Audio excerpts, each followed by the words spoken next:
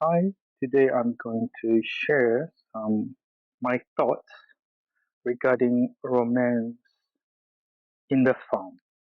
It's a sea drama, and I was looking forward for it because the heroine in the drama I've seen three of her drama, and I think it's all good.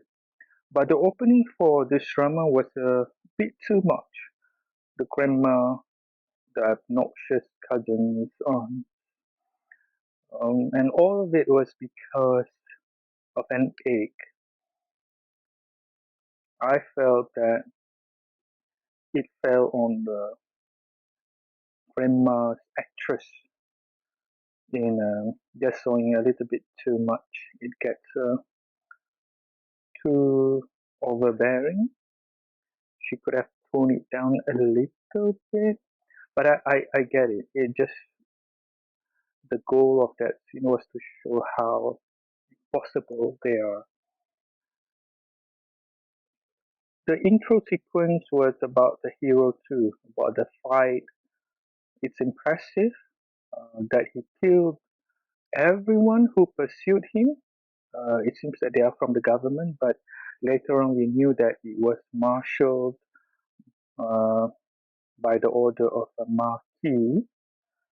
Um, but you know, sometimes when I first saw that sequence, the fight sequence, although impressive, I thought that it's a little bit of what it's a bit you know a little bit out there, just a tiny little teddy bit.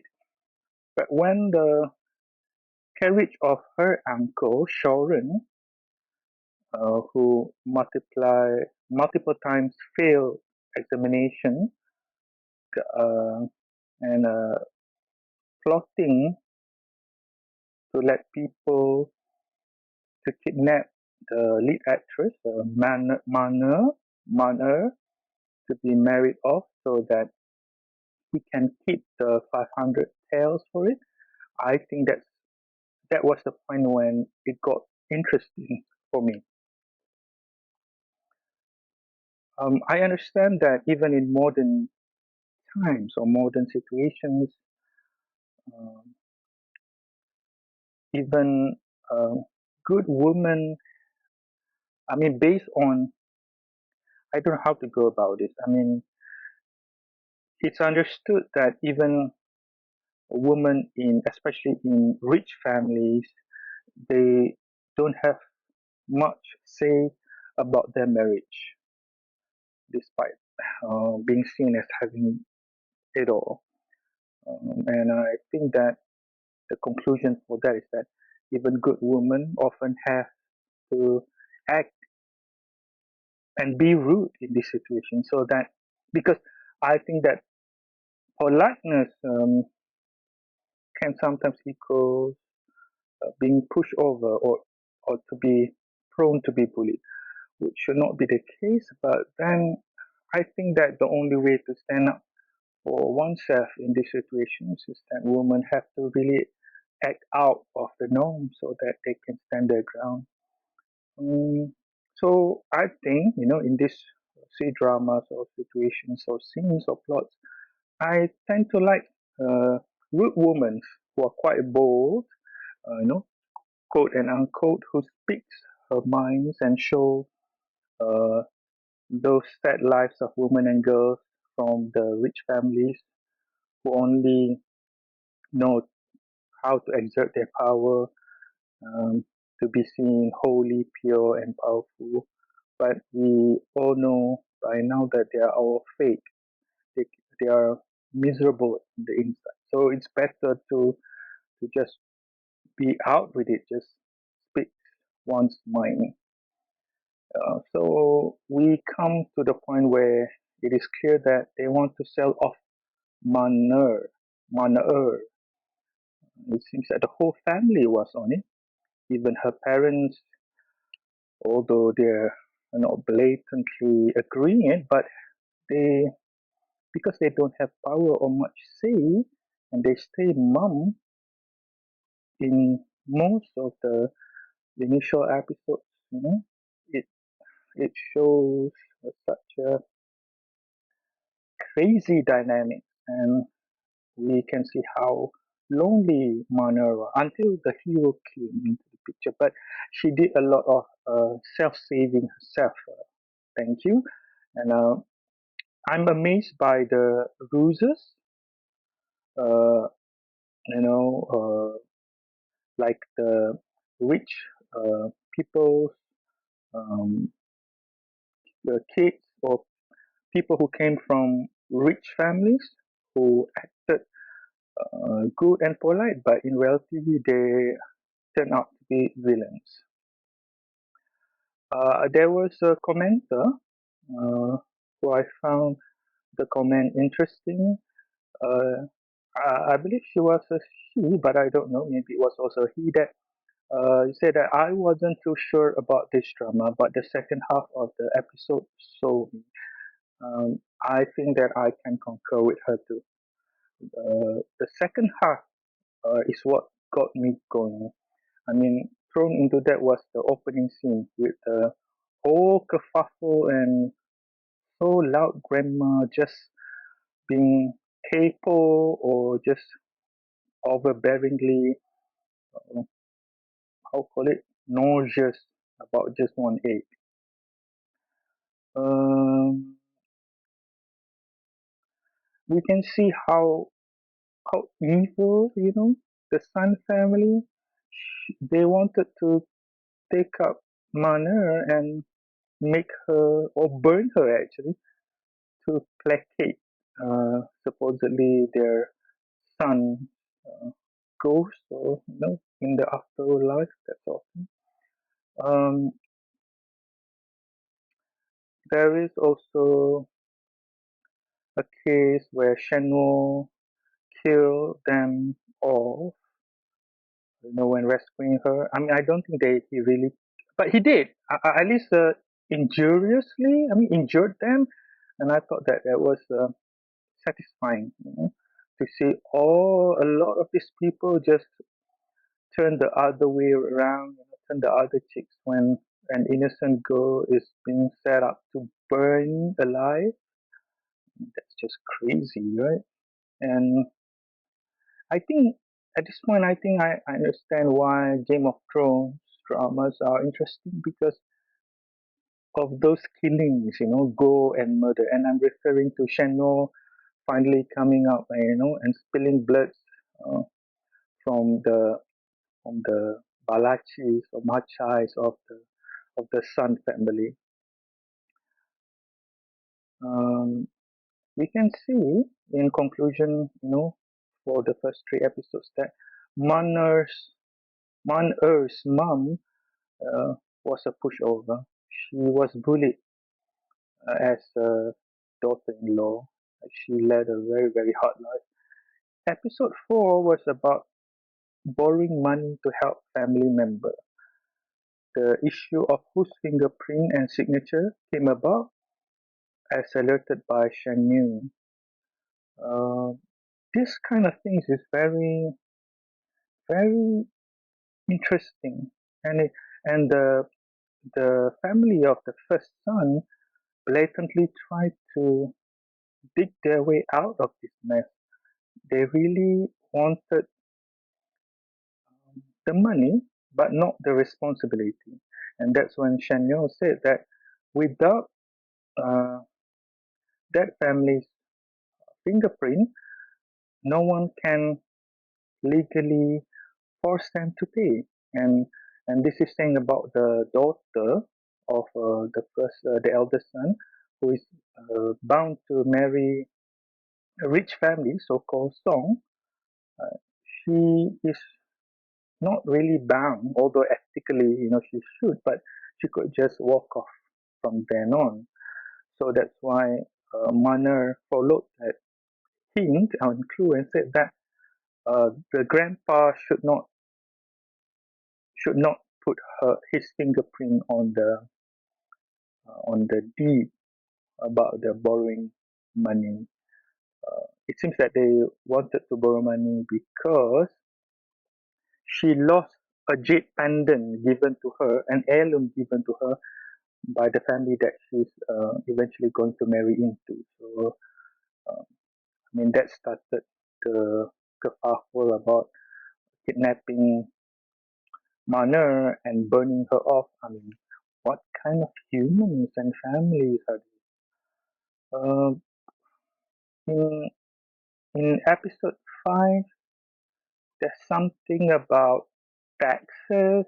We can see how the government. It seems that they live in a county managed by corrupt officials, and although we didn't know who what Shanyo's background was, but the little bit input that he shared about it shouldn't be like this. The emperor gave leniency in times like this. It piques interest as to how he knew, like what was pointed out by Mana. Um, we can see that the government officials colluded with the choice businessmen that they favor uh, and tried to divide the farmers into five classes and reap more profit, take away land, scrap land, or forced to um, sell land at a cheaper price as to benefit the business and also the officials whom they bribe. In this episode, we can see the government seizing farmlands without any leniency or afterthoughts. It's almost like K-drama, um, where the Yambans uh, steal or take away land because they can. I think it's Joseon lawyers with Woo Do-won as the hero. Um, Theoretically, government can give land, but in the case of illegal uh, durian farms, it seems that these illegal farmers are pushing their luck to the max. They grab it and as much as they want, and this also includes burning and cutting down trees in the forest reserve, which is which should not be hampered or destroyed, but they did it anyway, killing thousands of lives, even animals. It's life, innocent life. They kind of grab it away without much afterthought or ecosystem planning and everything like that. Then there is the case for the meat pie, which is satisfying to watch. Uh, Favoring one family member to another is a reality. We can see it every day. And when I was growing up, I did notice my stepmother saving some choice bits for her eldest son. And I mean, although I mean, I I paid no qualms to it much, but I remembered it because it was quite special, and she adored him because it's her son compared to me. I think I never hugged her, or she never hugged me. I guess that's the clear difference about being son of her own and not. But I grew up okay, and and I guess it happens. Yeah, it happens. So the the definition of bad people is really something. For Huai I mean, this is the daughter of the eldest son, uh, who thinks Man who is our heroine, is the bad girl. So she stood at nothing to get even. And this goes on and on and on until maybe episode uh, 20 or 21. I mean, until the very end, until her and her family really kicked the curb, really lost everything. So that's one hell of a trip. But the real enemies of the hero and heroines are not them. I mean, they are bad people, but I hate to say it, but they're family, that sort of thing, because they reconcile at the end of the day. But there are bigger enemies in this drama, like the Marquis and then the slimy Master Wu, who was the head of the Jinyang Diana or Jinyang Guild, who overlooks the interests of the businessman or his own. But eventually, we know that for all his connivingness and evilness and act of superiority, he actually answers to the bigger dude, the Marquis of Ningyang, if I get it right. So when he starts piling up mistakes after another, and the Marquis ditch him, and he just died. And before he died, the master, the Wu, Mr. Wu, Master Wu said that how can he not be loyal to Marquis even if he is bad, and asking him to do more and more bad things? Because when he was nothing, the Marquis gave him life and opportunities. The hero said that that's a wrong way to show gratitude. But then it was all too late by then. Um, the level of mindfuckeries the grandpa was spouting the regarding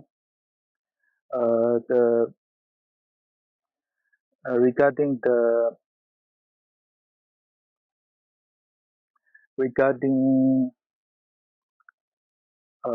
regarding uh, to give um, soon to be born Man Earth's uh, brother or sister who is still in the belly of Man Earth's mom was something else. I mean, throughout the series, you can see that the grandpa is very, I'll call it, you can say he's coward in a way, and that the grandpa and grandmother deserve each other, and that he doesn't really stood up for what's right, but more towards what's profitable for the whole family in general. At least that's his way of looking at things. But because we are rooting by now uh, to Manner and the hero Shen Yu, I think his real name Joseph Zhang or something like that.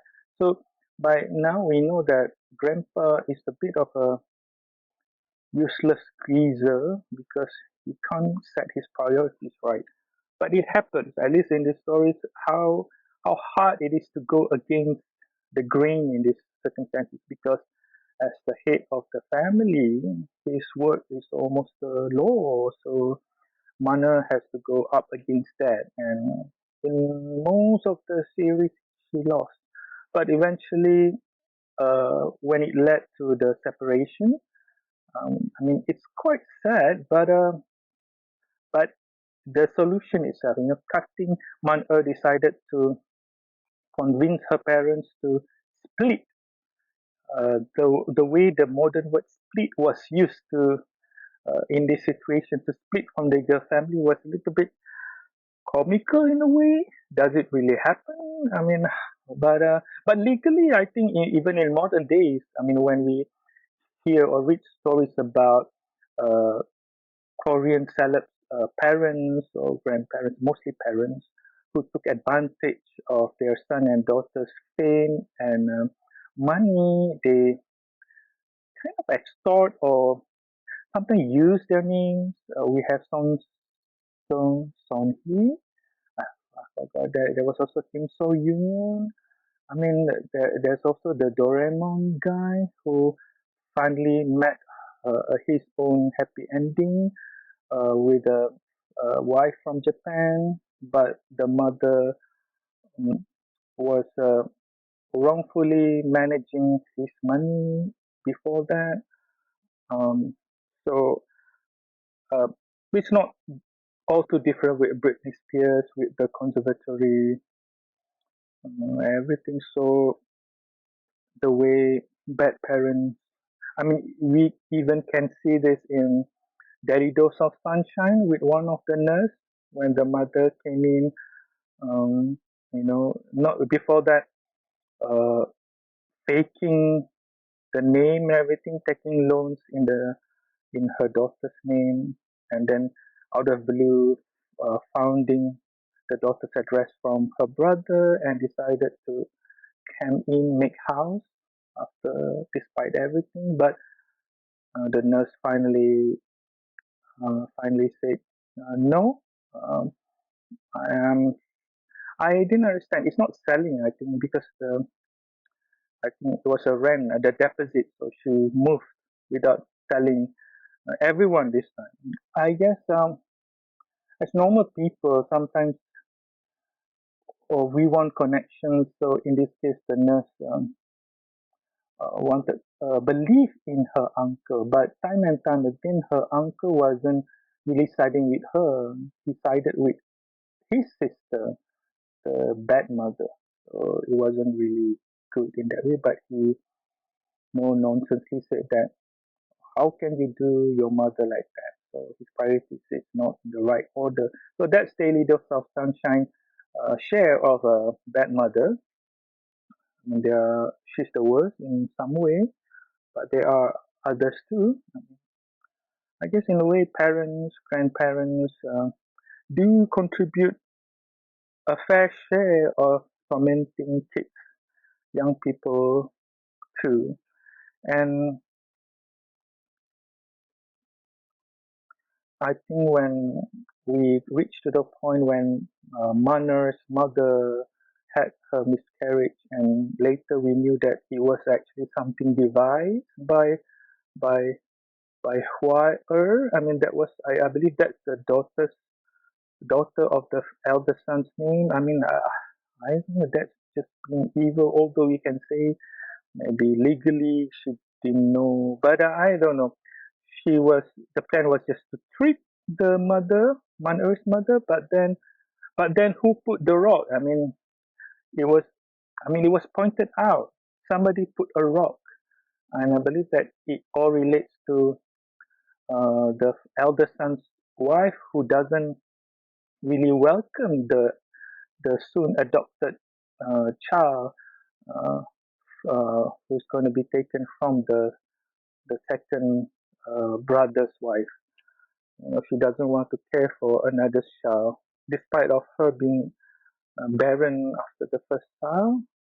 That sort of thing. So to go to that length, this extra unnecessary length to harm another life, and the one doing it was, Hua Er, or maybe they planned it with the mother, and then she used Zua Zua Er, the daughter of the third brother, to hold the rope and everything. Uh, she felt the remorse, the Zio Er, the one that was kept in the dark, but then knew of the after effects, that the miscarriage, that the Man-Earth's mother almost died because of the miscarriage, the depression, the postpartum, So, I mean, as you go along, there are also successes.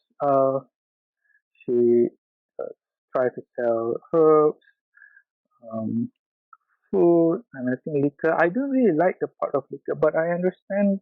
I've read accounts even in modern days how extravagantly easy and profitable it is to be or to do liquor business. But I still don't like it, even if it's brandy. And by that time, it's all out that this is a game. She is playing a character. She is a modern woman, and because of that, she was, sort of able to think outside of her place, station in that archetypal, archetypical, because uh, in those times, daughters or women should bow their head and don't talk back, that sort of thing. But different enough, talks back, know her rights and speaks her mind, which we found refreshing, which was what you find find powerful, embracing. But I mean, at the end of the day, she is a modern woman. So at episode 17, we have epic showdown between grandpa and the first son. The first son finally um, saying that all of this thing, he didn't turn back just in a overnight or in a second. That the grandpa made him who it is. Everyone wanted him to be an official in spite of everything, and he said that he was not really cut out to be one, but he was still forced into. And of course, the grandpa was having none of it. But despite all of this, the discrimination, about care, love, and everything about the first son is almost non-dying. So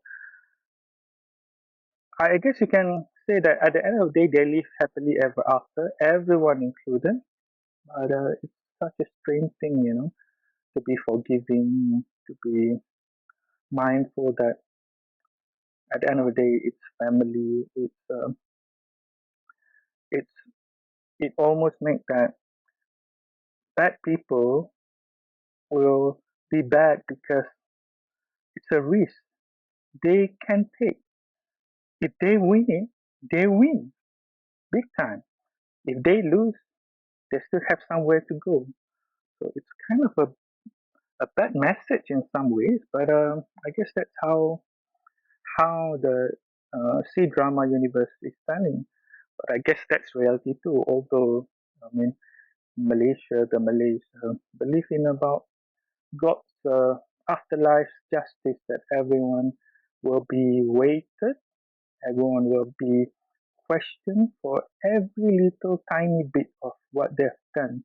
They can never um, repent by then because it's already too late. It's satisfying. It's hopeful to know that every little bad things, will be will be reimbursed fairly in the afterlife. Um, in the towards the end, we talk about iron and hematite smuggling, and it reminds me of Kedatwa in Malaysia, the archaeological site, which is officially named the oldest civilization in Southeast Asia, and at 788 BC, it is older than the Roman civilization, and uh, in the same time with the Greeks. So there might be more diggings that could show that it might be maybe birth at the same time as the Greek or even older, because of this one simple fact that Professor Dr. Zafarina of USN and his team founded the proof that the Cantonese Malays DNA is the second oldest DNA at 60,000 year plus after Africa.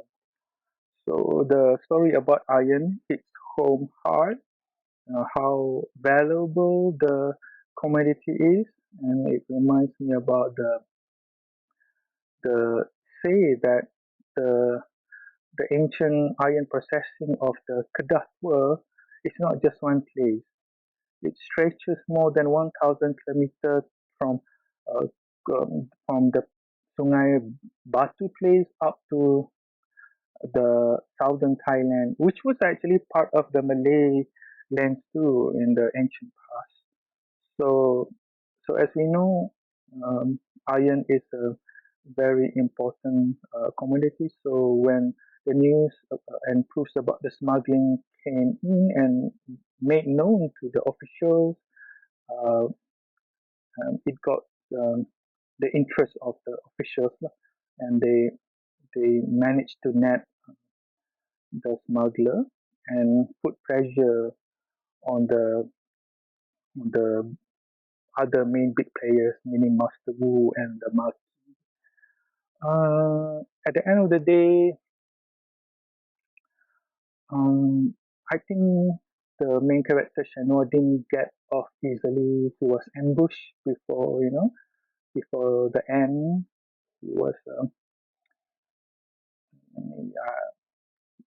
for sure to be killed because there were so many, but he survived. I mean, that's drama for you.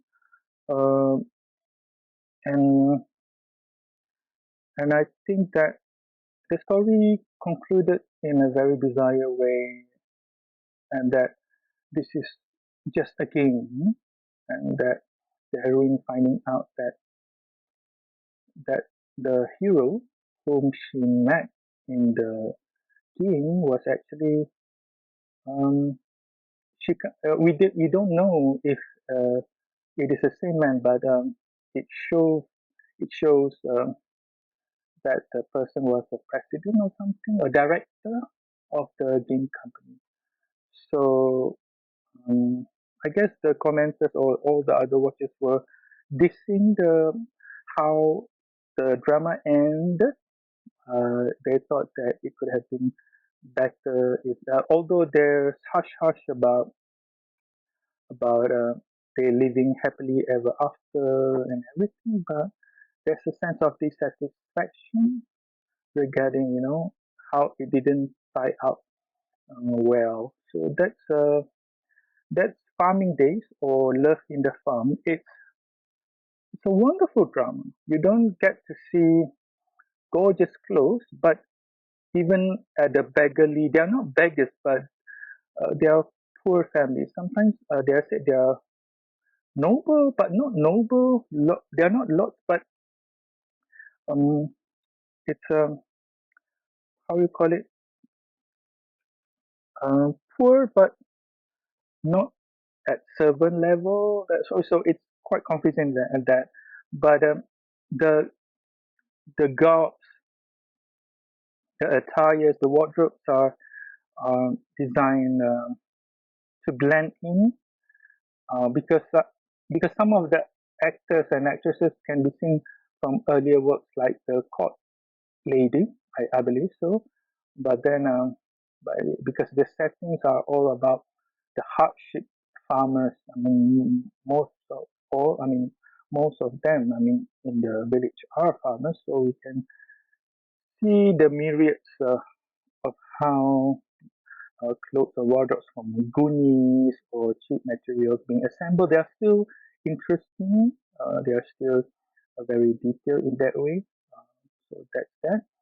But the struggles about setting up business, the one being coined up by Manur is inspirational.